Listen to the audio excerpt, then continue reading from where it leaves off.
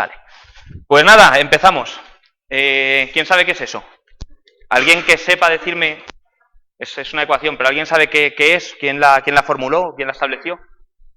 ¿Quién la ha dicho? Le he oído por ahí. Axel.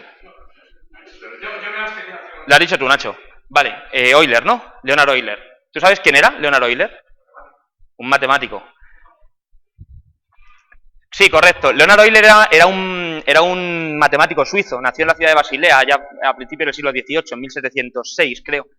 Y bueno, Basilea es una ciudad que está al norte de Suiza, sí, más o menos casi limita con Alemania y con Francia. Y efectivamente fue un matemático, fue también físico y hizo bastantes cosas guays, muchas cosas guays, ¿vale? Una de ellas fue la ecuación anterior que hemos visto. Básicamente dice que e elevado a pi por i más 1 es igual a 0. Es una propiedad geométrica, es un poco complicada de explicar cómo llega a eso, pero básicamente Euler podía decir un poco lo que quisiera porque fue el que estableció el valor del número e, así que pues podía establecer también esto, ¿no? ¿Por qué no? Entonces Euler, como decía, hizo bastantes cosas guays, pero hubo una que hizo, que es en la que nos vamos a centrar durante esta charla, que básicamente se remonta a cuando él de joven se muda a Rusia. Él se muda a Rusia, de hecho vive buena parte de su vida en Rusia y muere en San Petersburgo, y hay una ciudad que está en lo que ahora es Rusia, Rusia occidental, antes era la antigua Prusia, que es Königsberg, ¿vale? Quizá no os suene como ciudad, pero ahora mismo se llama Kaliningrado, que quizás os suene un poquito más. Königsberg tenía una topografía que era similar a esta. Pasa por ahí pasa un río, el río Preyel este, y básicamente pues es un río que tiene pues es una topografía similar a esta, que hace que surjan dos islas naturales en su geografía, ¿vale? No sé si ahora mismo seguirán exactamente igual las islas, pero en el siglo XVIII pues esto es más o menos lo que había. Evidentemente es una representación esquemática, pero bueno, trata de capturar lo que era la realidad de la ciudad. Esta ciudad ya en el siglo XVIII contaba con 7 puentes, como se ven aquí, que unían las dos islas con las otras dos masas de tierra que venían separadas por el río Preyel, ¿no? Entonces, por lo visto, bueno, aparte de que a la gente de la ciudad, evidentemente, les gustaba mucho, estaban muy orgullosos de su ciudad, y les gustaba pasear, pues, por lo que son las islas, ¿no? Ver el río, en fin, sobre todo los fines de semana y los domingos, que no tenían tanta ocupación. Básicamente, parece que inventaron un juego que básicamente consistía en decir, bueno, a ver quién es el primero que es capaz de empezar en un punto, cualquiera de la ciudad, recorrer los 7 puentes pasando por ellos una sola vez, y pasando por todos ellos, es decir, no dejando uno por el que no pasan, de tal manera que acaben en el mismo punto en el que empezaron, ¿vale? Por lo visto es un juego, no sé cuánto tiempo estuvieron jugando hasta que se cansaron, pero nadie jamás consiguió ganar este juego. Es decir, nadie consiguió alcanzar este reto, por así decirlo, de empezando en un punto, acabar en el mismo punto, recorriendo todos los puentes de tal manera que solo pasen por ellos una sola vez. Entonces alguien contactó, o esta especie de juego llegó de alguna manera a Leonhard Euler, que básicamente se puso a analizarlo, a hacer lo que nadie antes había hecho en la ciudad de Königsberg, que es analizar este juego, de tal manera que dijo, es remotamente posible hacer esto, es decir, es posible que alguien realmente llegue a ganar este juego alguna vez. Entonces él ideó de alguna manera, es decir, él escribió un artículo científico en el que al final llegó a la conclusión de que era imposible, pero básicamente lo que hizo fue simplificar la topografía del terreno, de tal manera que lo que antes eran masas de tierra, es decir, aquí tenemos 1, 2 y luego las dos islas, pasan a ser simplemente puntos, ¿vale? Lo que a continuación llamaremos nodos, pero en cualquier caso son este tipo de puntos, de tal manera que realmente Leonhard Euler lo que razonó fue, me da igual que esta isla esté un poco más arriba, un poco más abajo, que esta masa de tierra sea más grande o más pequeña, el problema es fundamentalmente el mismo. Y entonces luego Leonhard Euler sigue en su razonamiento, el paper por cierto hace un razonamiento bastante más extenso, pero yo lo voy a reducir un poco, sigue diciendo, vamos a suponer que una persona empieza en esta masa de tierra, por ejemplo, en cualquiera de ellas, ¿vale? Arbitrariamente, pero vamos a suponer que empieza en esta. Evidentemente, esta masa de tierra está conectada por 3 puentes. Si yo empiezo aquí, voy a tener que tomar uno de los puentes para salir. Me quedan 2 puentes que usar. Otro de los puentes, el siguiente, lo tendré que usar para entrar a la misma isla, ¿no? Y el último puente que me queda lo usaré para salir. Por lo tanto, es imposible que si yo empiezo aquí, pueda acabar aquí, puesto que he salido, he vuelto a entrar y he vuelto a salir, ¿vale? Es completamente imposible. Evidentemente esto se aplica también a las demás islas, porque si os fijáis, todos tienen un número impar de puentes, ¿no? Un número impar de enlaces. De hecho, otra cosa que razona él es decir, básicamente, es que si yo no empiezo aquí, vamos a suponer que yo no empiezo aquí, el efecto es el contrario, es decir, si yo no empiezo aquí, la primera vez que entre a la isla lo haré por un puente, luego saldré y luego volveré a entrar. Por lo tanto, si no empiezo aquí, tengo garantías de que voy a acabar aquí, lo cual, teniendo en cuenta que tengo 4 posiciones y todas tienen un número impar de enlaces, es una reducción al absurdo, es decir, es completamente imposible que eso suceda. Por lo cual, Leonhard Euler establece, entre otras cosas, que es completamente imposible resolver el reto o el juego que habían establecido en la ciudad de Königsberg, ¿no?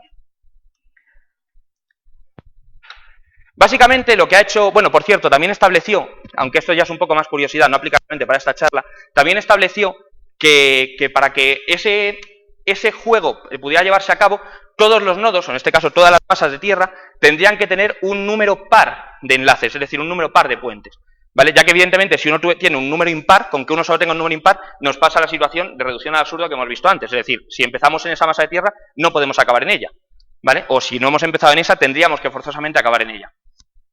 Entonces Leonhard Euler, a partir de este juego, empieza a desarrollar lo que se conoce como teoría de grafos, ¿vale? Un grafo es básicamente esto que veis aquí, y es lo mismo que veíais antes. Es una serie de entidades representadas como nodos, ¿vale? También se llaman vértices. Nodo es más lo que es el nodo, es el término más matemático o computacional, mientras que vértice es más el término geométrico, pero en cualquier caso es indiferente, hacen referencia al mismo concepto. Mientras que las entidades están relacionadas a través de enlaces, también llamadas aristas en geometría, ¿vale? Los enlaces pueden tener un peso asociado o pueden no tenerlo, pero bueno, eso es algo que depende evidentemente del contexto en el que vayamos a trabajar. Por ejemplo, si estamos trabajando con mapas, es posible que queramos representar con pesos las diferentes distancias que hay entre diferentes puntos, ¿no? Entre diferentes localizaciones. Pero como digo, es algo que es un poco accesorio y por supuesto no siempre es así, es decir, no todos los grafos tienen por qué tener pesos.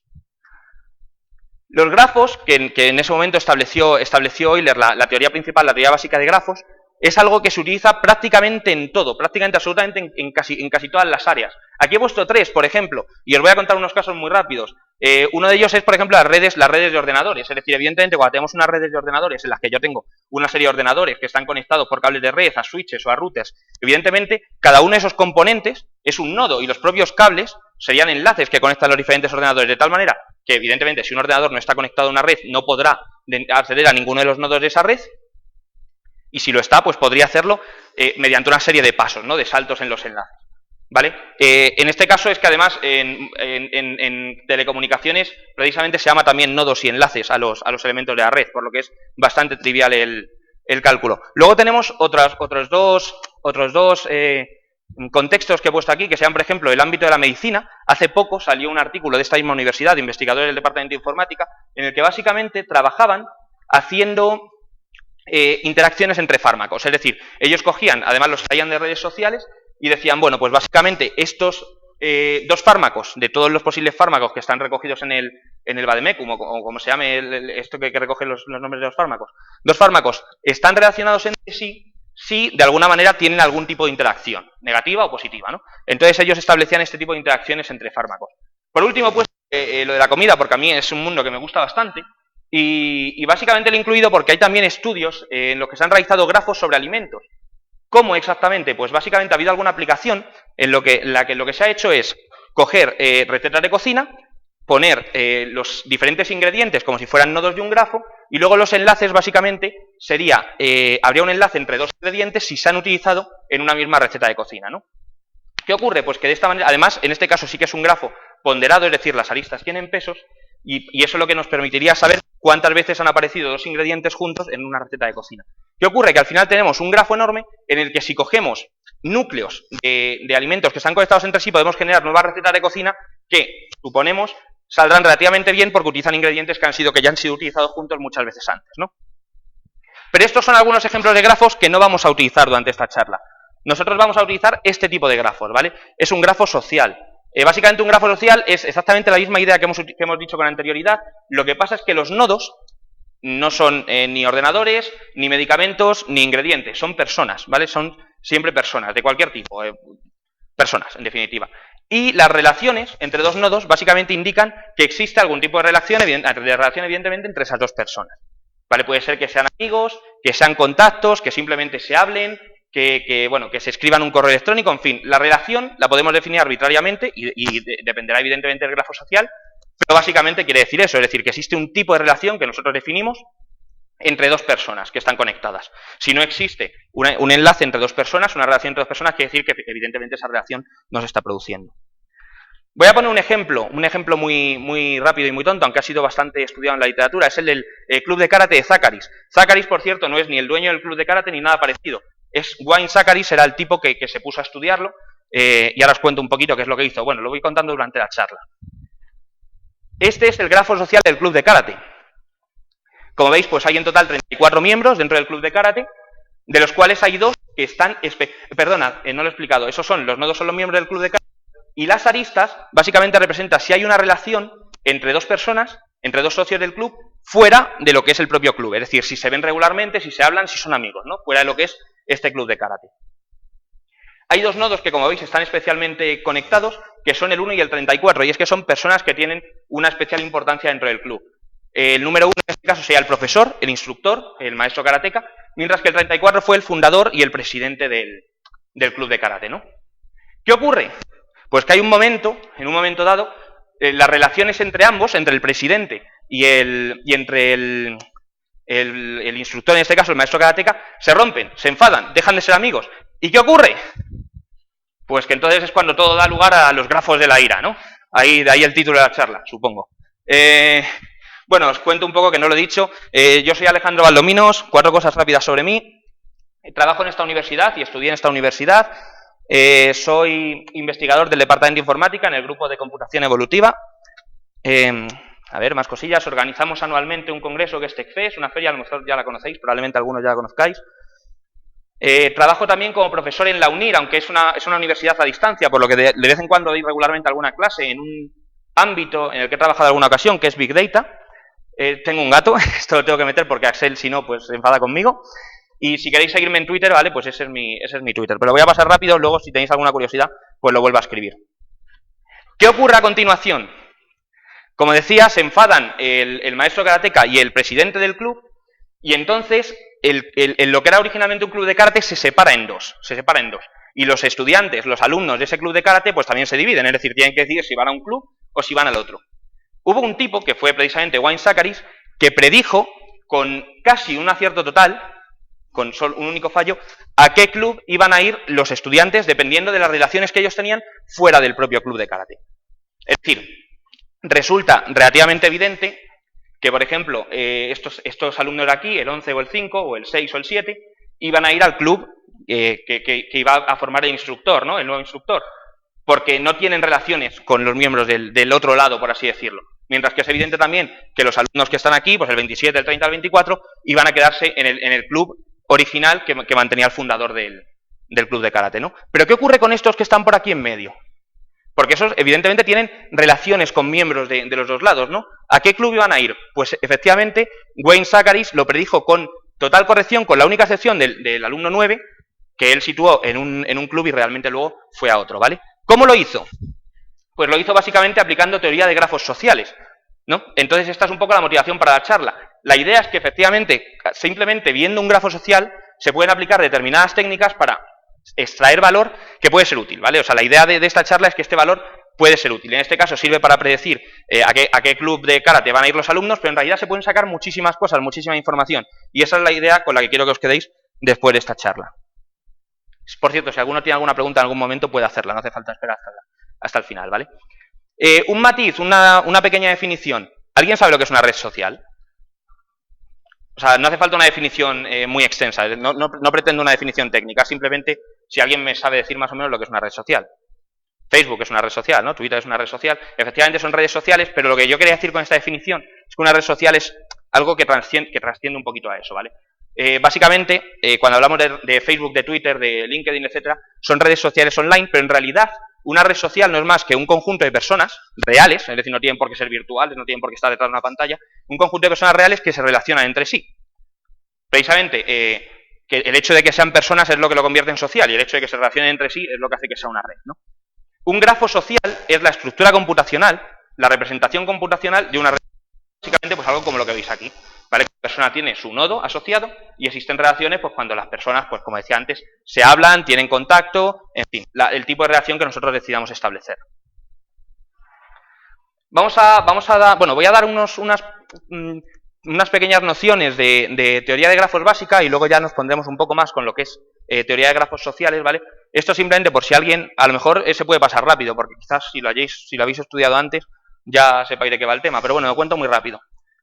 Un camino es básicamente una sucesión de diferentes enlaces para llegar de un nodo a otro, ¿vale? Por ejemplo, ACF sería un camino, ¿vale? Esto de aquí sería un camino. ACBDE sería otro camino, ¿no? Es decir, no tiene mucha complicación. Un ciclo es básicamente un camino.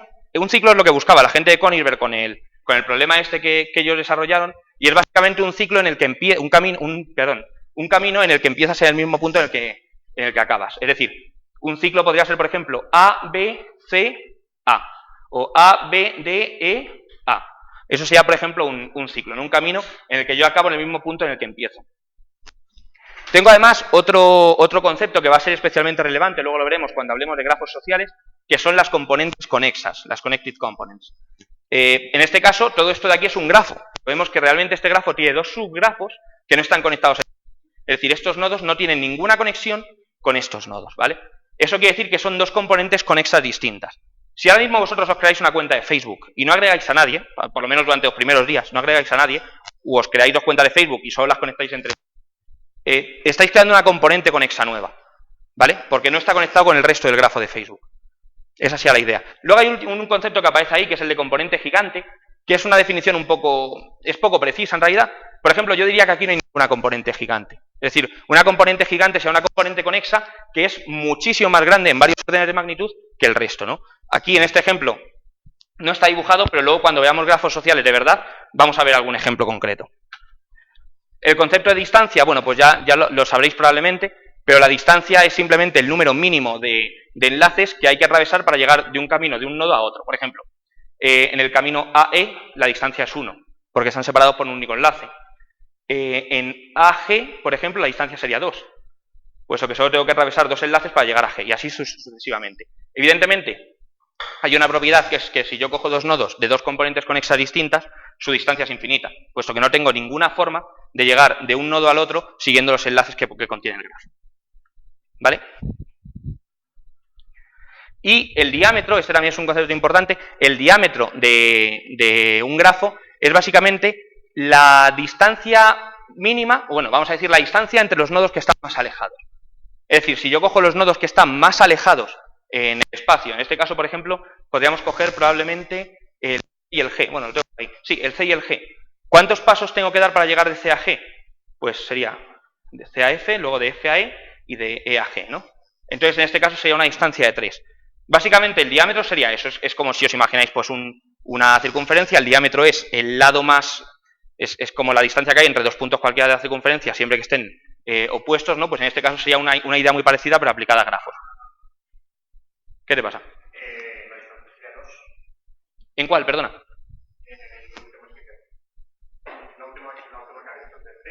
De C a G. Es 3, ¿no? Vale. No, digo, a lo mejor me he equivocado, pero vamos, no lo sé. ¿Cuánto, si nosotros hablamos de, esto quizá lo hayáis escuchado alguna vez, pero si nosotros hablamos de lo que es el mundo, ¿vale? Este planeta y las personas que en él habitan, si nosotros cogiéramos la componente conexa más grande, evidentemente siempre hay algún ermitaño que no se habla con nadie, que no tiene relación con el resto del mundo, pero si cogiéramos la componente conexa más grande, ¿cuál creeríais que es el diámetro de la red?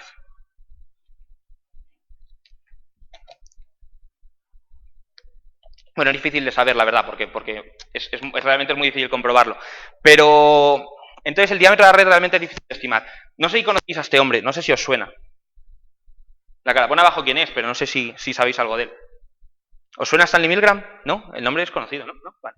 Básicamente, Stanley Milgram fue un sociólogo del siglo XX que se caracterizó, fue especialmente reseñable por hacer dos cosas. Una de ellas no nos compete en esta charla, pero voy a mencionar, hizo unos experimentos sobre obediencia a autoridad. Básicamente fue un tipo que demostró de una manera un poco cruel, de hecho luego se cuestionó bastante la ética de sus experimentos, básicamente demostró que una persona sería capaz de matar a otra si una persona que llevara bata o que se hiciera pasar por médico se lo dijera, ¿vale? Si alguien tiene curiosidad, pues buscáis experimento de obediencia a autoridad de Stanley Milgram y os pone más detalles sobre este tipo de experimentos. La otra cosa que hizo Stanley Milgram fue intentar hallar no el diámetro realmente, porque es un concepto muy complicado, pero sí la media de distancia que hay entre dos personas cualquiera del planeta, ¿vale?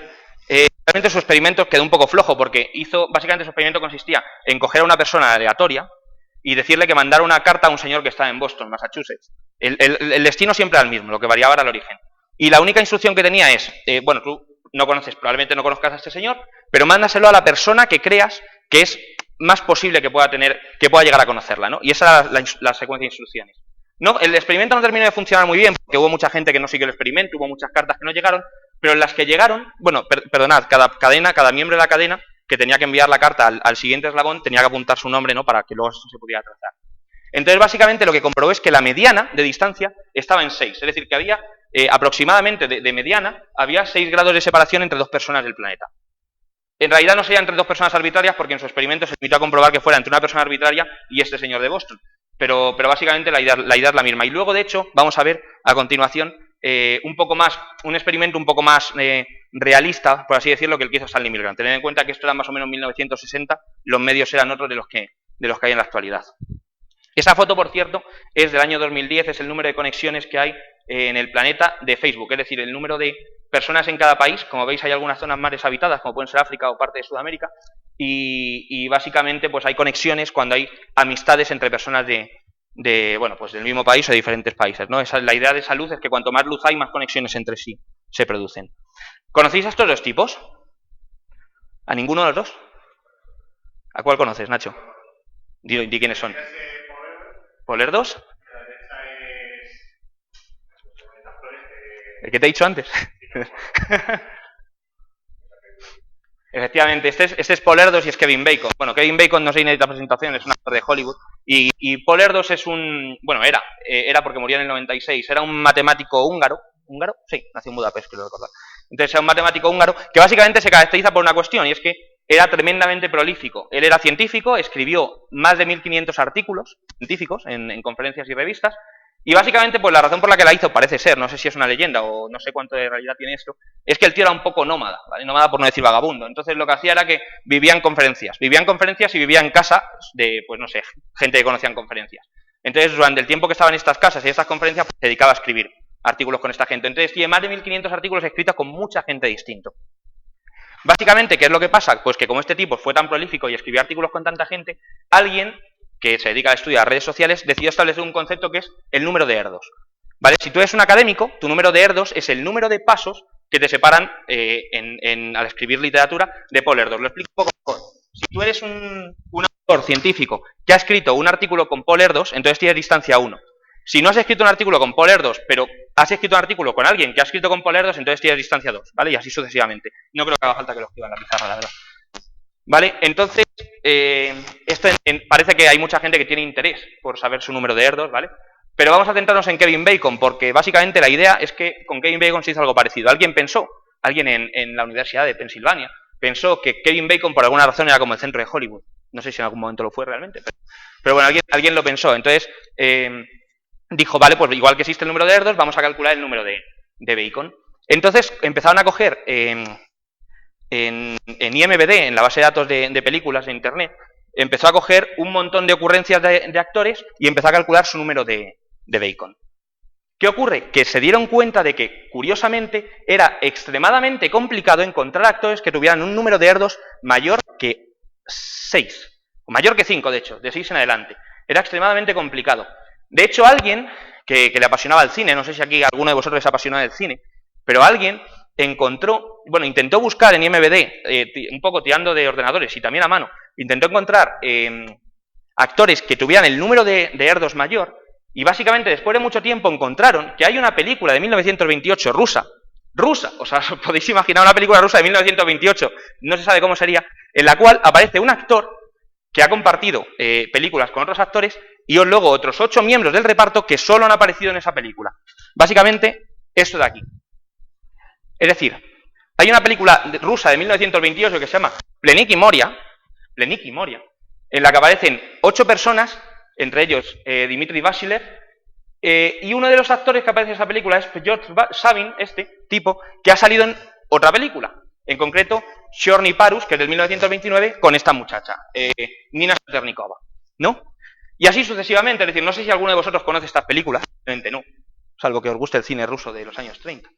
Pero lo cierto es que estas son películas completamente desconocidas, y si seguimos el rastro, vemos que aquí hay un tal Boris Tanin, que no sé si conocéis, Maxim Crouch, ese que tampoco es exactamente, aunque este sale en Retrato de Lenin, que creo que es una película que empieza a sonar un poco más. Luego Jerzy Mouse, que no sé si alguien le conoce. ¿Alguien conoce a Jerzy Mouse? Yo tampoco. ¿Vale? Entonces, que sale película de 1959, Lotna, y este a lo mejor sí os suena, porque yo no sé mucho de cine y a mí me suena, que es Roman Polanski, que sale en la película Chinatown y en muchas otras, en 1974. ¿Os suena Roman Polanski? ¿Alguien le suena? ¿De la película? Pero sería actor en esta película. ¿No es director? O sea, ¿era director solo? Es curioso. Es que iba a decir, debería ser actor para que fuera efectivamente el nombre de Bacon.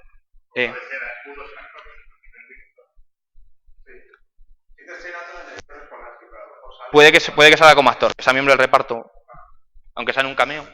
Vale.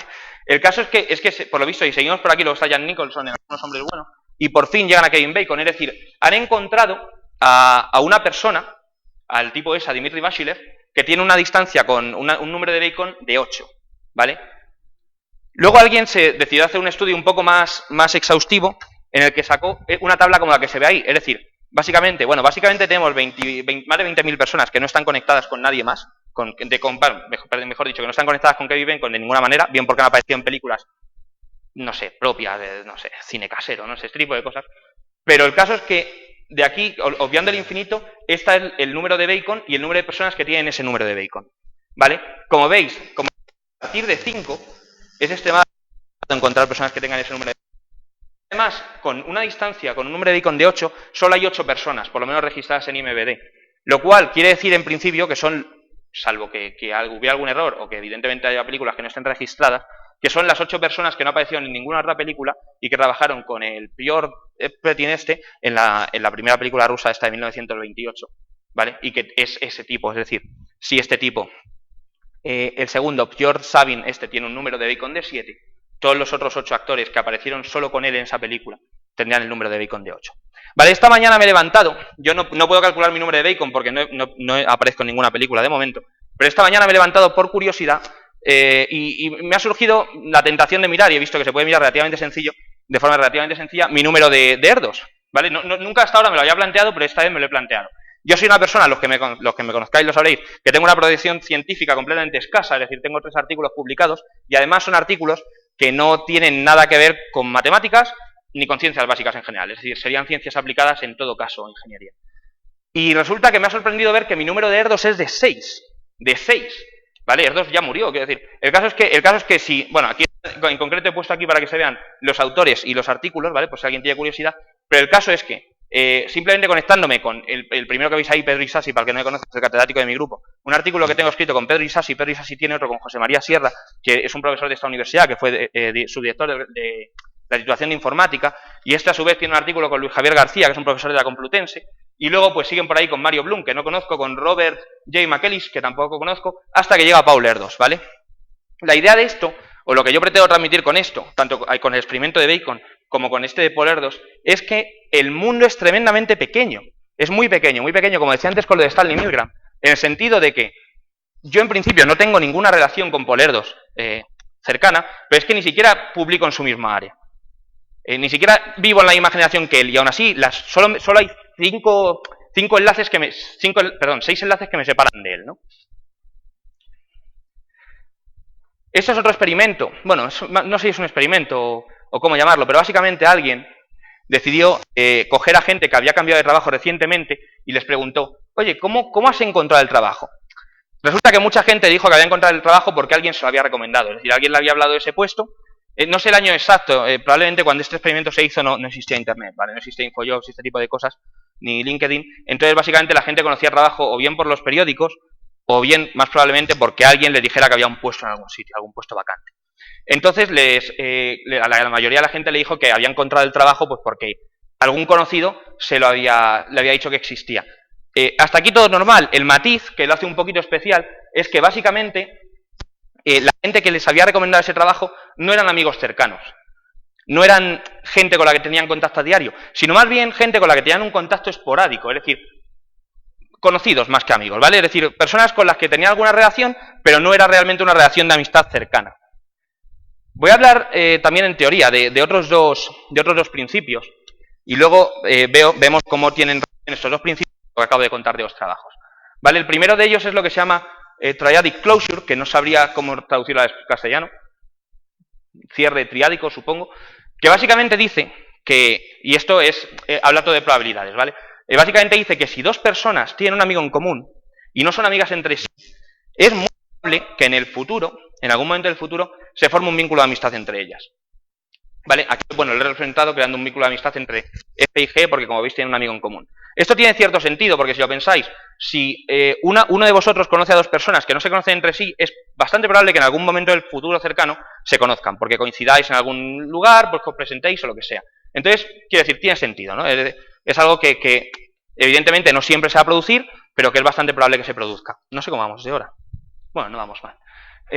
Luego hay una definición ahí que es la del coeficiente de clustering. Los que sepáis lo que es el clustering, pues es básicamente pues el coeficiente de agrupación, por así decirlo, que sería la probabilidad de que para un nodo, si yo cojo dos amigos cualquiera, estén conectados entre sí, ¿vale? Luego veremos qué sentido tiene esto del coeficiente de clustering, pero básicamente un coeficiente de clustering 1 quiere decir que para una persona todos sus amigos se conocen entre sí, ¿vale? Mientras que un coeficiente de clustering querría decir que para una persona ninguno de sus amigos se conocen entre sí. Otras dos definiciones, pues lo que sería un puente en un grafo social. Básicamente un puente sería un enlace en el cual, si se elimina este enlace, se generan dos componentes conexas distintas, ¿vale? En este caso, si yo elimino el enlace que hay entre A y B, evidentemente se generan dos componentes conexas distintas. No existiría ninguna relación entre estos dos grupos. En redes sociales eso es tremendamente extraño, no ocurre mucho, pero sí que ocurre más a menudo el caso de local bridge, lo que sería un puente local. Un puente local es más o menos la misma definición, solo que no es tan restrictiva, porque lo que nos va a decir es que si eliminamos un enlace, entonces estas dos componentes, o algunos nodos de estas dos componentes van a tener una distancia mayor. ¿Cómo lo explico? Pues por ejemplo, A y B se conocen, C y B no se conocen directamente, pero su distancia es de 2, mientras que si elimino este enlace, su distancia ya no es de 2, pasaría a ser de 1, 2, 3 y 4. Es decir, un puente local es la misma idea que un puente, pero quitando la restricción de que se tengan que generar dos componentes conexas distintas y simplemente limitándolo a que, en este caso, pues crezca la distancia que hay entre esas componentes, ¿no? ¿Alguna vez alguien ha visto algo parecido a esto? ¿Alguien ha oído hablar del no sé, concepto de comunidades sociales o comunidades en un grafo? Tú a lo mejor sí, Adri, ¿no? Si me has visto de alguna charla sobre el tema. Básicamente, esto podría ser un grafo social, ¿vale? Es un grafo que digo, pero podría ser un grafo social. Y básicamente lo que se ve ahí es que hay varios grupos de personas. Es decir, en realidad, todas tienen acceso entre sí, todas se conocen entre sí de una manera u otra. No directamente quizás, por ejemplo, este tipo no conoce a esos de ahí, pero bueno, tienen un contacto en común, por así decirlo. Es decir, todo forma parte de la misma componente conexa. Pero evidentemente hay diferentes grupos que tienen más relación entre sí, que forman más piña que otros. En este caso vemos que hay tres grupos distintos. ¿Por qué hago este tipo de inciso en el tema de las comunidades? Pues porque lo del tema de las comunidades, cuando hablábamos antes del club de karate de Zachary, básicamente Wayne Zachary lo que hizo fue calcular las comunidades. O sea, en ese grafo que hemos visto antes, en el que había nodos rojos y nodos azules, y estableció a dónde iba a ir cada uno de los miembros del club, el tío lo único que hizo fue aplicar un algoritmo, que hay muchos, para hacer cálculo de comunidades. Le salieron dos comunidades y dijo, vale, pues una comunidad va a un grupo y la otra comunidad va al otro grupo. Simplemente hizo eso. No hizo nada especialmente complicado, como veis solo falló en un miembro, en el miembro que aparecía etiquetado antes como 9, pero la gracia del tema es que fue capaz de predecirlo con una capacidad de acierto mayor que la que él sacó haciendo entrevistas a la gente. Es decir, cuando él preguntaba a la gente, oye, ¿dónde crees que va a ir este tío? La gente falló más que no su algoritmo, sino su experimento, ¿no? Por así decirlo. Es decir, como veis, es una cosa tremendamente sencilla, pero que resulta funcionar. Hay muchos, como decía, bueno, hay muchos algoritmos para calcular comunidades, que sean mejores que otros. Hay algunos que funcionan basados en el concepto de modularidad, que es un poco complicado, entonces no voy a describirlo porque es una fórmula muy larga que tampoco me sé. Pero básicamente hay algunos muy sencillos, que básicamente consistirían en coger y decir, vale, pues voy a coger, en este caso, aquí de manera visual es muy fácil verlo. Coger las aristas que están muy céntricas y que separan núcleos aparentes entre sí. Por ejemplo, quito esta arista, ¿vale? Y ya tengo una comunidad y otra comunidad. Quito esta arista y ya tengo tres comunidades. Y podría seguir quitando aristas hasta que yo quisiera, formando comunidades nuevas, ¿no? En este caso hemos parado aquí, pero se podría seguir formando comunidades más pequeñas dentro, por ejemplo, de este núcleo. El criterio para quitar aristas está basado en un concepto que se llama betweenness, que sí que no sé cómo traducir al español, pero básicamente pues sería coger las aristas que son más céntricas en el grafo, ¿no? Ahora quería hablaros de esto mismo que os he hablado de manera teórica, pero aplicándolo al caso de Facebook. Bueno, Mark Zuckerberg, probablemente le conozcáis. Esta es una frase suya que me gusta, aunque, bueno, supongo que para la presentación se puede obviar. Básicamente habla del poder de las redes sociales y cómo de darle este poder a... Las redes sociales, pues, tienen sus puntos buenos tienen sus puntos buenos y sus puntos malos, y uno de los buenos es que, evidentemente, hacen que la voz de la gente en algunas ocasiones se pueda escuchar cuando antes no se podía. Hay una serie de científicos que escribieron un artículo, Ugander y otros tipos, que son tipos que trabajan en Facebook, ¿vale? Por lo tanto, tienen un acceso muy privilegiado a lo que es el grafo social de Facebook. Un acceso que ninguno de nosotros podríamos tener para escribir este mismo artículo. Entonces, ellos sacaron algunas gráficas que os voy a enseñar sobre las características que tenía este grafo, ¿vale? Lo primero que analizaron fue el grado de los nodos. El grado no lo he explicado, pero el grado de un nodo es el número de aristas que tiene ese nodo, de aristas entrantes o salientes que tiene ese nodo. Entonces, en este caso, el grado de los nodos sería el número de amigos que tiene un usuario de Facebook. Aquí aparece la fracción del grado y, como veis, pues lo que quiere decir es que mucha gente tiene, pues más o menos, hasta 500 amigos y luego empieza a caer de golpe. Es decir, el número de personas que tienen más de 500 amigos empieza a caer de una manera que es casi exponencial. Pero hay otro tema que nos interesa más, que es este de aquí, que es el diámetro de la red, ¿vale? Entonces, él lo que hace es, para calcular el diámetro, bueno, ellos, lo que hacen es, para calcular el diámetro, dicen, vale, vamos a coger y vamos a ver cuánto porcentaje del grafo social de Facebook se cubre con estos saltos, ¿vale? Es decir, lo explico. Bueno, 0, evidentemente, sin ningún salto cubriría una sola persona. Con un salto cubriría a una persona y a sus amigos. Con 2 saltos, pues a una persona, a sus amigos y a todos los amigos de sus amigos. Y si esto seguimos así, vemos que de repente, con 3 tampoco cubre una gran parte del grafo social, pero cuando pasa a 4 saltos, cubre aproximadamente un 30% del grafo social. Y cuando pasa a 5 saltos, cubre un 90 y pico por ciento, un 90 y poco por ciento del grafo social. Y cuando pasa a 6 saltos, cubre prácticamente el 100% del grafo social. De hecho, como veis, apenas hay diferentes con 7 saltos, con 8 saltos, con 9 saltos, con 10 saltos. Es decir, esta es la verificación que hicieron, o la comprobación que hizo esta gente, Ugander y sus colegas, replicando el experimento de Stanley Milgram, pero trabajando en lugar de con cartas, con Facebook, de tal manera que comprobaron que efectivamente en la mayoría de los casos, salvo en algunos muy pequeños, es decir, a lo mejor salvo el 1%, existen 6 saltos, o una distancia de separación de 6 personas entre 2 miembros cualquiera de la red social. Es decir, que si yo cojo a cualquier otra persona de la red social, existe un 99% de probabilidades de que esté separada de mí por menos de 6 personas. ¿Vale? Luego, otro de los temas de los que habíamos hablado antes eran las componentes conexas, y aquí lo que hacen es decir, vale, pues, ¿cuántas componentes hay? ¿Vale? ¿Y de cuánto tamaño? Como os decía antes, si os creáis ahora mismo una cuenta en la que solo hay un usuario y no hay ningún amigo, estáis creando una componente conexa nueva que solo tiene un usuario. Esa estaría aquí. Entonces, ¿qué hacen? Pues que sacan este gráfico en el cual dicen, vale, tenemos una componente conexa que tiene pues casi 1 elevado a 9, casi 1 elevado a 9, que serían 1000 millones de usuarios. Es decir, hay una componente conexa que tiene casi 1000 millones de usuarios, y luego la siguiente componente conexa tiene menos de 10.000. Está por aquí, es un gráfico logarítmico, tendrá unos 8.000 usuarios. ¿Os sabéis lo que quiero decir? Cuando antes os hablaba de una componente conexa gigante, hablábamos de esto. Es decir, ahora mismo en el grafo social de Facebook hay una componente en el que hay casi, bueno, y esto perdona, desde 2011, luego en 2012 creció bastante el número de usuarios que llegaron a tener. Hay una componente conexa que tiene casi la totalidad de usuarios de Facebook, casi 1000 millones de usuarios, y luego otras muchas por aquí, muchísimas, en las que pues hay a partir de aquí, es menos de 1000 usuarios. Todos estos que hay aquí son componentes conexas de menos de 1000. ¿Vale? Bueno, luego hablamos de amigos, pero esto en realidad no nos interesa tanto. Hay una paradoja muy curiosa. Ah, sí, perdona. Sí, son componentes conexas, es decir... Exacto, eso quiere decir que esta de aquí... O sea, esta componente de aquí son un grupo de personas de, pues, 100 y poco personas que no están conectadas con ninguna de las otras componentes. ¿Vale? Esa es la definición precisa de lo que quería decir. ¿Vale? Luego hay una paradoja muy curiosa que dice, y esto puede sonar insultante, que tus amigos tienen más amigos que tú, ¿vale? Aparentemente es así, evidentemente no en todos los casos es así, pero de media sí que es así, y de hecho lo que esta gente comprobó es que para aquellas personas que tienen menos de 600 y pico amigos, sus amigos tienen más amigos que ellos, ¿vale? ¿A qué se debe esto? Pues es probabilidad realmente, es casi todo estadística. La probabilidad de que tú te hagas amigo de una persona que es muy popular es mucho mayor que te hagas amigo de una persona que es un ermitaño y que no tiene amigos. Es una cuestión de probabilidad.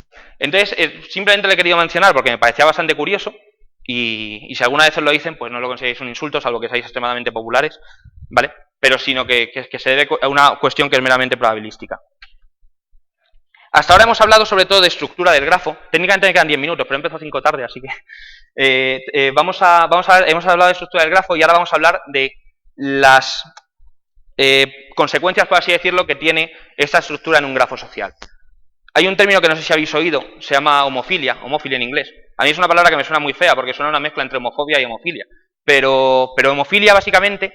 Hay un refrán en inglés que se llama, de ahí la foto, que se llama, que dice, birds of a feather flock together, y supongo que la definición en español más cercana es algo así como Dios los cría y ellos se juntan, ¿vale? Entonces básicamente lo que quiere decir es que personas que son parecidas tienden a unirse, personas que tienen intereses comunes tienden a unirse, por dos razones distintas.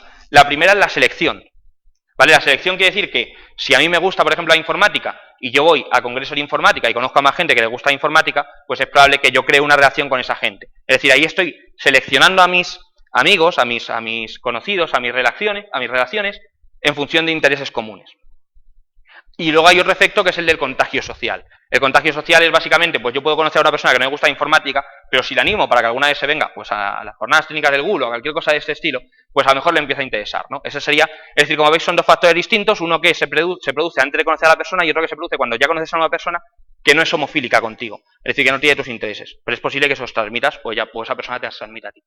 Cuando hablo de selección, y esto voy a comentarlo porque es muy curioso, aunque tampoco es que sea especialmente relevante, cuando hablo de selección, he hablado de selección en función de intereses, pero en realidad también pasa con atributos naturales. ¿A qué me refiero con esto? Esto suena políticamente incorrecto, pero la realidad es que, por ejemplo, la gente blanca suele relacionarse con gente blanca, la gente negra suele relacionarse con gente negra, incluso hay estudios que dicen que la gente obesa suele relacionarse con gente obesa, ¿vale? Entonces, ¿por qué digo esto? Pues por un tema muy curioso que voy a mencionar ahora. ¿Alguien reconoce esto de la izquierda? ¿Alguien sabe qué es esto? Un estado, en todo caso. No, no es un estado, es una ciudad, es Chicago, ¿vale? Es Chicago en Illinois, es la tercera ciudad más poblada de Estados Unidos. Es una ciudad, da igual, es un mapa de Chicago por regiones y básicamente lo que aquí de color verde y de color amarillento son poblaciones en las que hay un mayor número de población negra, ¿no? O municipios en los que hay un mayor número de población negra. El verde es donde hay más gente negra, el amarillo es donde hay entre un 60 y un 80, aquí es donde hay entre un 40 y un 60, entre un 60 y un 80, entre un 40 y un 60, etcétera. Si os fijáis, esto es 1970, esto es el 2000. Si conocéis a Elvis Presley o habéis oído alguna canción, bueno, hubo una canción que él escribió y cantó, bueno, no la escribió, la cantó solo, que se llama In the Ghetto y precisamente habla de los guetos de Chicago. Básicamente veis que el gueto está creciendo, es decir, cada vez hay más población negra, pero además es que cada vez están juntándose más entre sí, es decir, están formando este tipo de núcleos, no sé si llamarlos marginales, pero en cualquier caso, núcleos de población negra, que son más evidentes ahora que en 1970. Es decir, en 1970 habían pasado 110 años desde la abolición de la esclavitud, ya habíamos dejado aparte la segregación racial, aparentemente. En 2000 deberíamos haberla dejado aún más, porque estamos más lejos de aquellos tiempos, y sin embargo, lo que vemos es que el comportamiento es el contrario. Hay más negros que se juntan más en más zonas, es decir, están mucho más, tienen poblaciones mucho más densas. Puede parecer racismo a primera vista, pero lo cierto es que hay modelos de segregación, como este que inventó ese señor, que es Schelling, que demuestran que esto es algo que es bastante común, ¿vale? ¿A qué se debe esto? Y voy acelerando un poco. Imaginaos que vosotros estáis en un vecindario, tenéis aquí una casa, ¿vale? Y a su alrededor, bueno, voy a dibujarla así como una cuadrícula de 3 en raya, hay otras 8 casas distintas. Vamos a suponer que vosotros decís, no, yo no soy racista. Aquí, por ejemplo, hay una persona que es blanca o negra, me da igual, o de cualquier otro signo. Para no hablar de blancos y negros, vamos a hablar de republicanos y demócratas, por ejemplo. Queda menos políticamente incorrecto. Entonces, aquí hay un republicano que dice, yo no me llevo mal con los demócratas, pero tampoco me gustaría estar rodeado de demócratas, ¿no? Porque van a dar la murga todo el día con el tema de Obama. Entonces, voy a decir que, por ejemplo, no me importa tener demócratas a mi alrededor, pero no me gustaría que hubiera más de 4 demócratas. Es decir, con esta situación, si estos de aquí fueran republicanos, estaría relativamente contento, pero si aquí hubiera un demócrata, pues ya me empezaría a cansar, ¿no? Porque me aburren los demócratas. Entonces, ¿qué pasa? Que este tío dice, vale, me voy a mover a otro sitio donde haya un hueco vacío. ¿Qué pasa? Que él se puede mover a otro sitio donde a lo mejor se está poniendo al lado de un demócrata que tiene esa misma sensación, pero al contrario, es decir, dice, joder, es que hay otro republicano más, ya hay 6, quiero moverme a otro sitio. ¿Qué pasa? Que cuando establecemos este límite, cuando establecemos el umbral de 4, que es el que he establecido aquí, ¿vale? Si os fijáis, una persona se va cuando hay más de 4 personas que son contrarias a su signo, o de otra raza, o lo que sea. A lo largo del tiempo se produce esto que veis aquí. Es segregación completamente, es decir, si yo empiezo poniendo puntos aleatorios, es decir, coloco gente republicana y demócrata de forma aleatoria y empiezo a ejecutar ese algoritmo en el que la gente se va de donde está, si no le gusta su posición, porque hay más gente del signo contrario a su alrededor que 4 en este caso, se va formando esto de aquí. Y resulta que creemos un modelo de segregación en el que estoy formando guetos, en este caso de republicanos y de demócratas, pero que podría ser de gente negra y gente blanca, sin que a priori haya un comportamiento exagerado de discriminación, por así decirlo. Es decir, sin que una persona diga, joder, es que no quiero estar al lado de un solo demócrata o al lado de un solo republicano. Con un comportamiento que es más o menos, que no es demasiado extremista, llegamos a situaciones como esa. ¿Vale? Quería comentar un poco algún aspecto técnico, aunque es verdad que vamos un poco justo de tiempo. Entonces, bueno, voy a comentar simplemente que había puesto quería hacer algún ejemplo de cómo acceder a la API de Facebook y a la API de Twitter para sacar datos, pero lo mejor probablemente es que veáis en las transparencias los enlaces que hay aquí abajo, en los que hay bastante documentación. Básicamente, las dos APIs tienen algo en común, que es que estableces una conexión, autenticación o auth, te da un token, y con ese token, pues luego puedes hacer peticiones, pues evidentemente lo que hace auth es hacer peticiones en representación del usuario, ¿no? Entonces, por ejemplo, ambas tienen una API REST. En el caso de Facebook, por ejemplo, hago una a este servidor y a esa ruta. Lo primero es la versión de la API, luego pues va, en este caso hace referencia a mi persona, al usuario que está registrado, y luego puedo sacar friends, puedo sacar fotos, puedo sacar lo que sea, y lo que me devuelve pues es un JSON con la información que le he pedido. Puedo evidentemente definir los campos que quiero sacar, puedo definir, bueno, pues tanto los campos como el límite, en fin. No sé si... bueno, a lo mejor si me daba tiempo a abrir un segundo el Graph Explorer para que veáis un ejemplo. Vale, Facebook tiene una herramienta que es el Graph Explorer, si la encuentro por aquí. Bueno, como podéis ver, de hecho, aquí en Using the Graph API, tiene ejemplos en diferentes lenguajes porque proporciona librerías para PHP, para JavaScript, en fin, para diferentes lenguajes y para distintas plataformas. Y luego, no sé si lo voy a encontrar, creo que estaba aquí arriba. Tiene el Graph Explorer, que es básicamente una herramienta de debug. Entonces, ¿ves? Si yo hago esto, la llamada con el token que me da de acceso a la ruta esa, v2.3, que es la versión, y luego pongo mi, pues básicamente saco la información sobre mí. Pero si pongo un identificador, pues saco la información sobre el identificador, ¿vale? Simplemente, bueno, es para que supierais un poco cómo empezar, aunque no es el propósito tampoco de esta charla, he explicado exactamente cómo funciona la API de Facebook, pero bueno, que sepáis un poquito cómo empezar si alguien tiene interés en sacar datos sociales. Y luego pongo un ejemplo, con el tiempo que me queda, para que lo veáis, ¿vale? Con Twitter sería algo bastante parecido. Esto de aquí son dos transparencias que tengo sobre formatos de representación de grafos. Básicamente hay dos fundamentales. Uno es GML, que es Graph Modeling Language, que es algo parecido a un JSON, como veis, aunque no es un JSON exactamente, pero es algo parecido a un JSON, donde defines los nodos y los enlaces entre ellos. Y luego está HEXF, que es un formato de grafos el que básicamente lo que se utiliza es idéntico, o sea, tiene el mismo poder de representación que el anterior, pero básicamente lo que hace es definir los nodos y los enlaces en un formato de texto que es XML. De hecho, tiene que cumplir con el estándar XML. ¿Vale? Y ahora quería presentaros una herramienta que es Gephi. Es una herramienta de análisis de grafos. Es open source. Podríais bajar el código, podríais verlo. Es gratuita también, aunque os aconsejan donar cuando la vas a descargar. Pero básicamente lo que quería enseñaros de manera muy rápida es esto. Esto de aquí, este fichero, es un fichero, no sé si puedo abrirlo con el bloc de notas o algo para que lo veáis. Es un fichero HEXF del que os he comentado antes. ¿Vale? Como veis, tiene un formato XML con nodos, enlaces y luego algunas propiedades. Y cuando lo abro con Gephi, tengo algo como esto de aquí. ¿Vale? ¿Lo veis? Son un montón de nodos ahí tirados. No tienen ningún orden en concreto, pero lo que puedo hacer es aplicar un layout de visualización, un algoritmo de visualización, que es el Force Atlas, que lo que va a hacer es, voy a poner algunos parámetros para que se vea un poco mejor, es dibujarme el grafo de una manera un poco... A ver. Ah, esto me gusta más. Vale, de una manera un poco más clara, ¿vale? Perdona. Vale, y ahora, pues esta herramienta permite hacer muchas cosas, pero básicamente las que vamos a ver aquí, por ejemplo, para que os hagáis la idea, es que me permite hacer cálculos de algunos de los valores que hemos hablado antes, ¿vale? Por ejemplo, el grado medio, que es el número de amigos medio que tienen. Este, por cierto, no sé si lo he dicho, pero este es mi grafo social de Facebook, ¿vale? Además lo he sacado hoy. Este de aquí sería yo, que es el nodo más gordo, y luego pues todo lo demás son mis amigos. Como veis, la distribución ya tiene una forma concreta que da a entender que hay cierto tipo de comunidades. ¿Vale? Podemos sacar el diámetro de la red. ¿Cuál creéis que va a ser el diámetro? ¿Alguien se aventura a decirlo? Es muy fácil, ¿eh? Es una pregunta trampa. ¿No? ¿Nadie?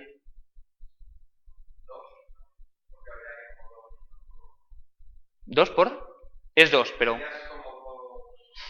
Es 2, a ver, os voy a explicar por qué es 2. Es 2, pero básicamente la razón por la que es 2 es porque yo estoy ahí y todos los que están ahí están conectados conmigo. Entonces, la distancia máxima entre dos personas que va a haber ahí es de esa distancia a mí, o sea, perdón, de esa persona a mí y de mí a la otra persona. ¿Lo entendéis? Entonces, va a haber 2. Luego vamos a probar a eliminar mi nodo y a ver qué pasa, ¿vale? Y a ver cómo crece el diámetro. ¿Veis? Como veis, el diámetro aquí, evidentemente, es 2.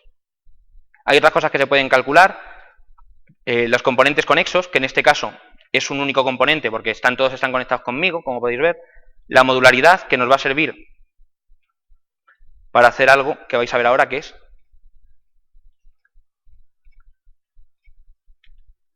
Esto es que aquí en esta pantalla la resolución es un poco mala. ¿Veis eso? Vamos a verlo un poco mejor.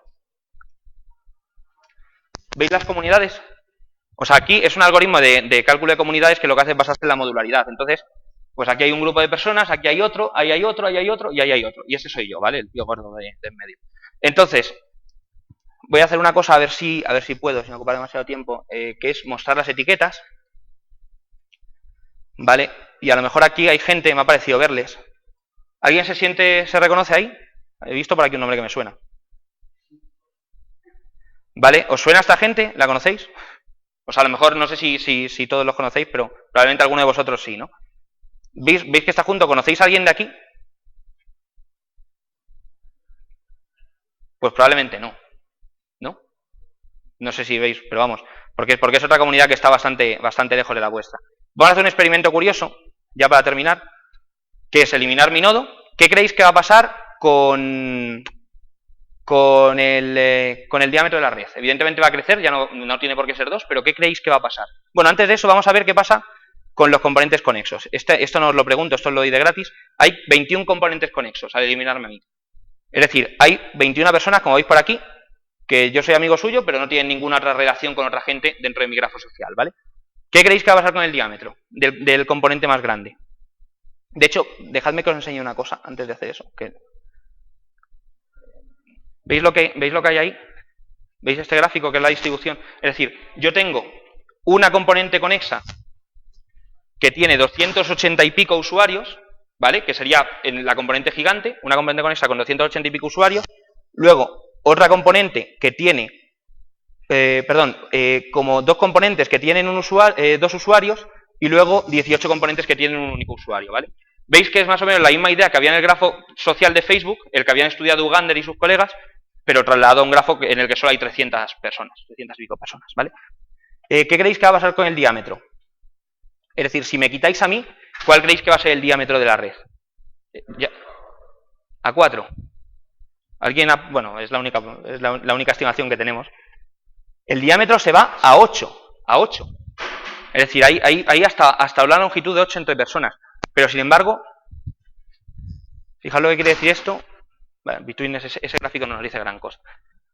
El diámetro se va a 8, vale, perdonad, pero es que lo que quería sacaros, aquí hay varios valores, lo que quería sacaros es esto de aquí. O sea, el diámetro efectivamente se va a 8, pero la longitud media de camino es 2,9, es decir, 3. ¿Vale? Eso quiere decir que de media, entre dos personas arbitrarias de ese grafo, hay 2,9 pasos, casi 3 pasos.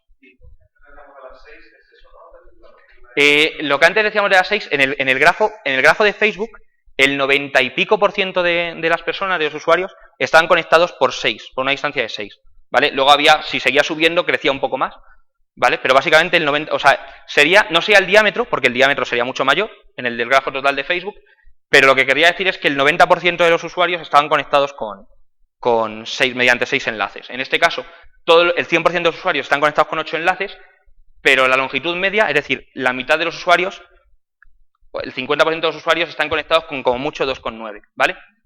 Eso es lo que quería decir, esa información de ahí. Vale, la herramienta la tenéis, pues, como os digo, es gratuita por si queréis hacer alguna prueba. Y ya para terminar y no quitarle más tiempo a Nacho, que nos va a enseñar cómo ser cool ahora en un rato, simplemente os quería decir que hay un libro que se llama Network Causal Markets, redes, multitudes y mercados, que es gratis, o sea, quiere decir, es gratuito, se puede descargar de forma gratuita, lo ponen a disposición sus autores, y básicamente está muy bien, ¿vale? O sea, está muy bien porque habla de muchas cosas, de redes, de teoría de juegos y tal. En Amazon no cuesta tampoco demasiado, así que si alguien tiene interés en aprender más sobre ese tema, se lo recomiendo encarecidamente. Y luego, por último, decir que no sé si lo habéis reconocido, hola Nacho, no sé si habéis reconocido, pero el nombre de mi charla es un guiño a una novela de John Steinbeck de principios de siglo, de más o menos los años 30.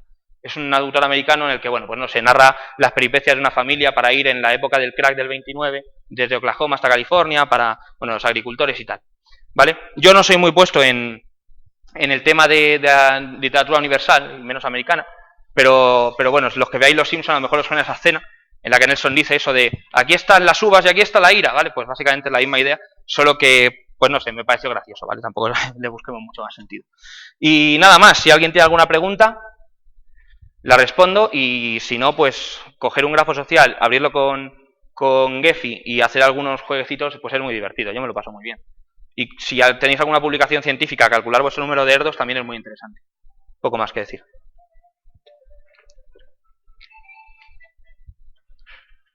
Vale, pues nada, gracias a todos.